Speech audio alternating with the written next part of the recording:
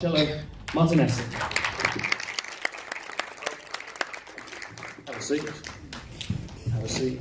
Congratulations on what is a very finely honed and nuanced piece of drama. I wanted to start by asking you guys a question. How many people here have, insofar as they know, have seen a film out of Paraguay before? Raise an arm if you have. Not all that many. Not all that many. And I think the thing is that, you know, if I'd asked the same question back in my native London, where the film was already released and been very enthusiastically received, there wouldn't be many people in London who'd seen a Paraguayan film. What is the story with Paraguayan cinema? Where has it been hiding all these years? Well, thank you very much for watching the film and for staying. Thank you for this moment. Really, we have a country that had many years, what we call the decades of darkness. Years and years where there was no cinema until the early 2000s. I mean, it was mainly because we had a very long dictatorship, and anybody wanting to make film wouldn't find a way of making film, means to make film. We still don't have a film institute. We don't have any law or any fund for cinema still today in Paraguay. But with the new possibilities and the possibility like this one of co-production, we could raise the money to make this film. But at the same time, that creates a whole enthusiasm, you know, because we made the film without even thinking and how Paraguayan people talk on the screen or how is our city seen on the screen. So that's very exciting. It's like beginning, some people ask me in Berlin, how do you feel with new Paraguayan cinema? And I said, there's no new because there wasn't anything before. So why do you call it new? So in a way, I mean, I think it might be something difficult to relate to when you come from London, that you have all this great history of cinema and you have seen your city and your language spoken on the screen many times. So for us, this new phenomenon is quite unique at this time in history.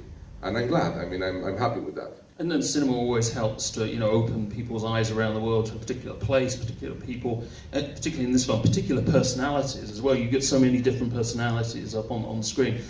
One of the things that struck me about the film is that on some level, it's about the class system in Paraguay and how things are changing over there. I mean, I'm British, so I notice anything about class. I mean, people assume that we all live in Downton Abbey, which is not the case. I live in a cardboard box, so...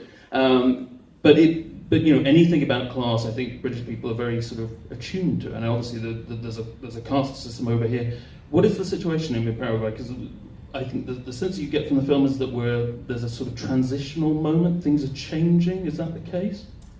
And yes, I mean, in a way, we had also a lot of families that were traditional families, that with the coming of the dictatorship and the people from the army taking over, they lost the possibility of continuing working on the way they were working before. So we have a lot of what we call new money.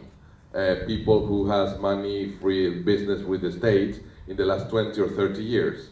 And then also we have the most new money, which is from drug trafficking. So it's all the time changing hands.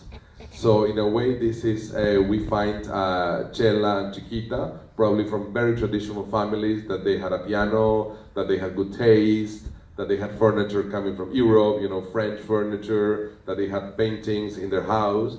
And of course, this is no longer the case. I mean, people with the new money will just care about having a huge swimming pool and having nice cars. You know, it has changed a lot, the way people live.